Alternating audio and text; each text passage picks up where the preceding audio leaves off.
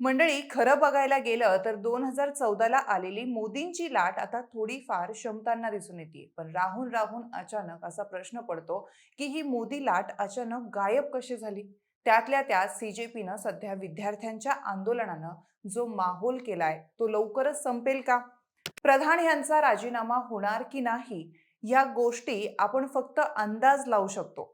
पण सध्या या सीजेपीच्या आंदोलनानं जी धग देशभरात पोहोचवली आहे, त्यामुळे भाजपच्या विरोधातली अशी अनेक आंदोलनं देशभरातून उफाळून आली आहे. त्यात विरोधकांनीही सरकारला या मुद्द्यावरून धारेवर धरलंय.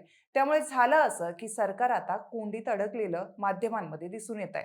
तर आता ही आंदोलनं नेमकी कुठं कुठं आणि कोणत्या मागण्यांसाठी सुरू आहे?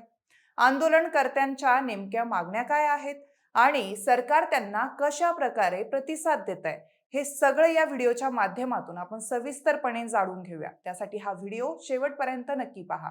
नमस्कार, मी ऋतुजा आणि तुम्ही पाहताय विषयच भारी. मंडळी, आपला भारत हा संविधानावर चालणारा देश आहे आणि या संविधानाने प्रत्येक नागरिकाला चुकीच्या गोष्टींच्या विरोधात आवाज उठवण्याचा आणि प्रसंगी कायदेशीर परवानगी घेऊन शांततापूर्वक आंदोलन करण्याचा अधिकार दिलेला आहे. प्रत्येक आंदोलनामागे आंदोलनकर्त्याचे प्रश्न, त्यांच्यावर होत असलेला अन्याय, त्यांच्या उपजीविकेचं साधन, निसर्गाच्या संपत्तीचं संरक्षण आणि भविष्याची काळजी असे मुद्दे महत्त्वाचे असतात. आणि नागरिकांच्या या हक्काचं संरक्षण करणं ही सरकारची जबाबदारी असते.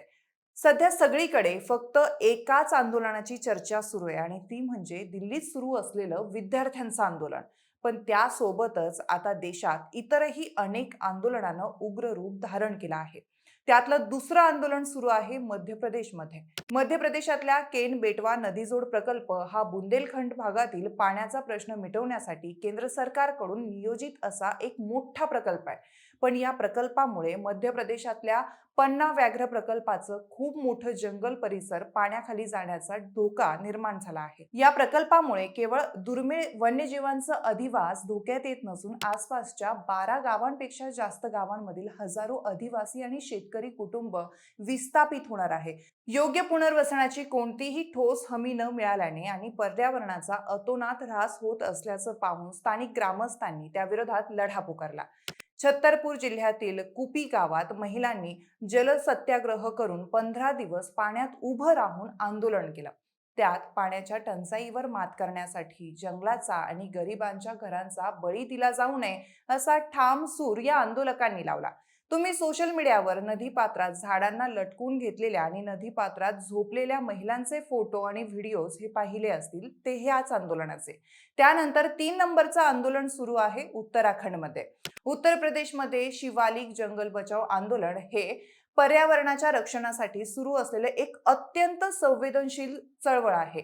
डेहराडून मधल्या जॉली ग्रांट विमानतळाच्या विस्तारासाठी शिवालिक एलिफंट रिझर्व्ह परिसरातील सुमारे 10,000हून अधिक जुनी झाडं तोडण्याचा निर्णय प्रशासनाने घेतलाय.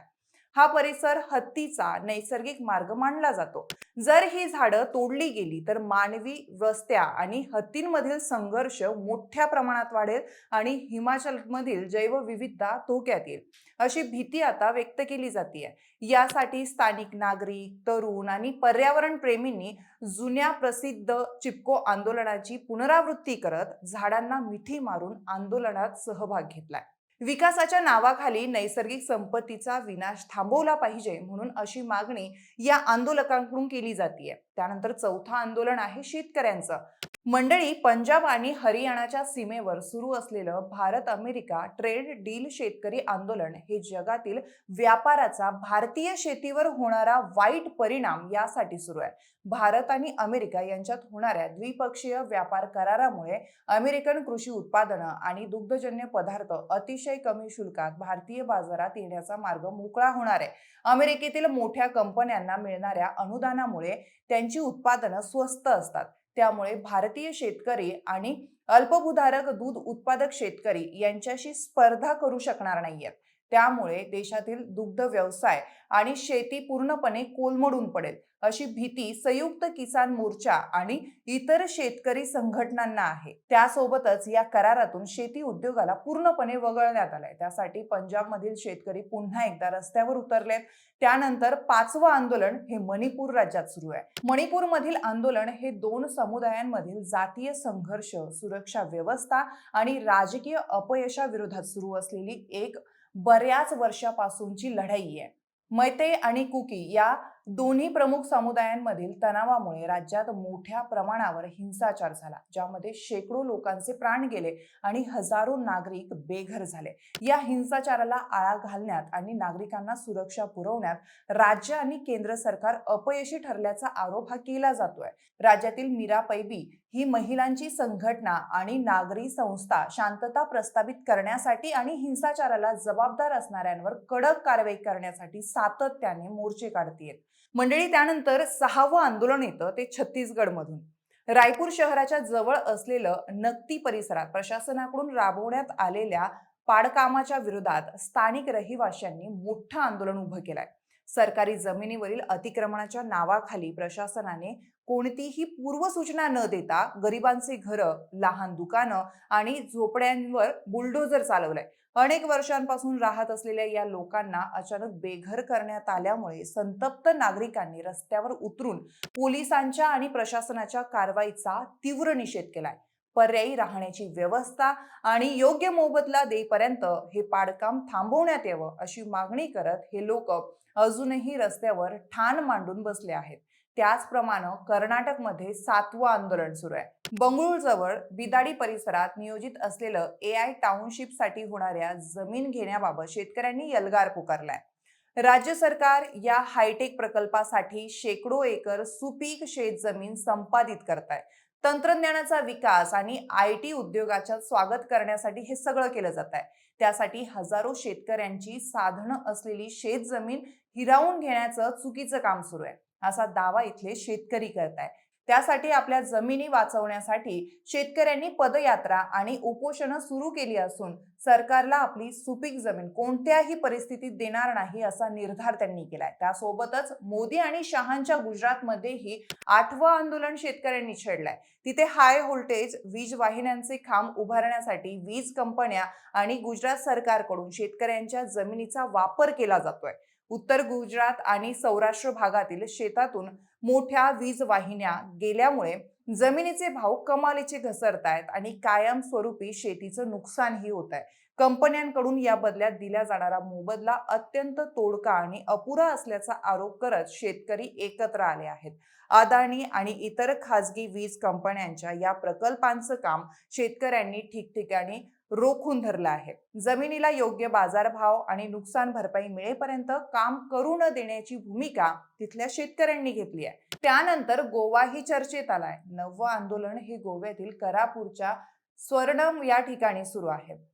या शांत आणि निसर्गरम्य भागात नियोजित असलेलं एक मोठं रिअल इस्टेट आणि व्यावसायिक मेगा प्रकल्पाविरोधात स्थानिक ग्रामस्थांनी एकत्र येत लढा सुरू केलाय. या भव्य प्रकल्पामुळे परिसरातील नैसर्गिक पाण्याचे स्रोत कोरडे पडतील, कचऱ्यांची मोठी समस्या निर्माण होईल आणि गोव्याची मूळ संस्कृती आणि शांतता नष्ट होईल अशी भीती तिथल्या स्थानिकांना आहे. प्रशासकीय अधिकारी आणि बिल्डर यांच्या संगमताने नियम डावलून या प्रकल्पाला मंजुरी देण्यात आल्याचा आरोप करत ग्रामस्थांनी ग्रामसभेत विरोध नोंदवलाय.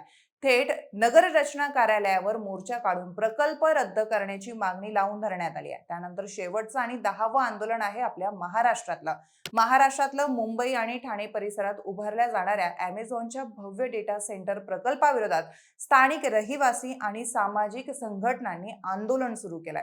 डेटा सेंटर चालवण्यासाठी 24 तास प्रचंड प्रमाणात विजेचा आणि पाण्याचा वापर केला जातो. आधीच ठाणे आणि आसपासच्या भागात पिण्याची पाण्याची कमतरता आहे. या डेटा सेंटरसाठी लाखो लिटर पाणी वळवलं गेल्यास सर्वसामान्यांना पाण्यासाठी तरसावं लागेल अशी भीती तिथे व्यक्त केली जाते. त्यामुळे पर्यावरणाचा समतोल बिघडवणारे आणि स्थानिक संसाधनांवर ताण आणणारे असे प्रकल्प निवासी भागातून हटवण्यात यावे, यासाठी नागरिकांनी निदर्शनं सुरू केली आहे.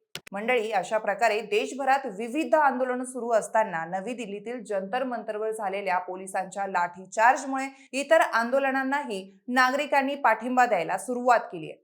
एकूणच देशात अराजकता निर्माण होत असल्याचं हे चिन्ह दिसून येत आहे. केंद्र सरकार यावर काय तोडगा काढतो आणि या सर्व आंदोलनांना कशा प्रकारे हाताळतो, याचं उत्तर येत्या काळात मिळेल. पण कुठल्याही आंदोलनात नागरिकांनी सार्वजनिक मालमत्तेचं नुकसान न करता शांततेत आपल्या मागण्या मांडाव्यात, जेणेकरून देशात शांतता कायम राहील अशी भावना जनसामान्यातून दिसून येते. मंडळी, तुम्हाला या आंदोलनाबद्दल काय वाटतं आणि यावर तोडगा काढण्यासाठी सरकारने नेमकं काय करायला पाहिजे? तुमची मतं कमेंट करून आम्हाला नक्की कळवा आणि सोबतच विशेष भारीच्या YouTube चॅनलला सबस्क्राईब करायला विसरू नका. धन्यवाद.